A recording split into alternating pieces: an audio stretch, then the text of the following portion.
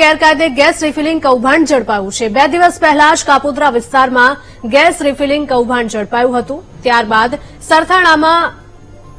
સરથાણામાંથી વધુ એક ગેસ રિફિલિંગનું કૌભાંડ ઝડપાયું છે।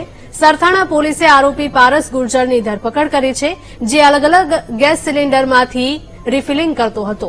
પોલીસે 50થી વધારે ગેસ સિલિન્ડર સહિત 1 લાખનો મુદ્દામાલ જપ્ત કર્યો છે। પોલીસે આરોપીની ધરપકડ કરીને વધુ તપાસ હાથ ધરી।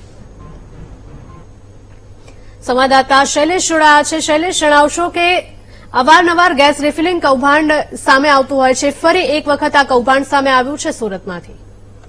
સુરતમાં સતત 3 દિવસમાં બીજું ગેસ રિફિલિંગ કૌભાંડ સામે આવ્યું છે, જેમાં સરથાણા વિસ્તારમાં પારસ ગુર્જર નામનો એક વ્યક્તિ છે, ગેરકાયદે રીતે ગેસ રિફિલિંગનું કામ કરતો હતો। સિલિન્ડરમાંથી 50થી વધુ સિલિન્ડર હાલ તો સરથાણા પોલીસે જપ્ત કર્યા છે। પારસ ગુર્જરની ધરપકડ કરવામાં આવી છે। બીજી તરફ એ અત્યાર સુધી કેટલા આવા ગેસ રિફિલિંગના કામ કર્યા છે, ક્યારથી કામ કરી રહ્યો છે, એ તમામ દિશામાં હાલ તો તપાસ ચાલી રહી છે। જી બિલકુલ શૈલેષ, આભાર।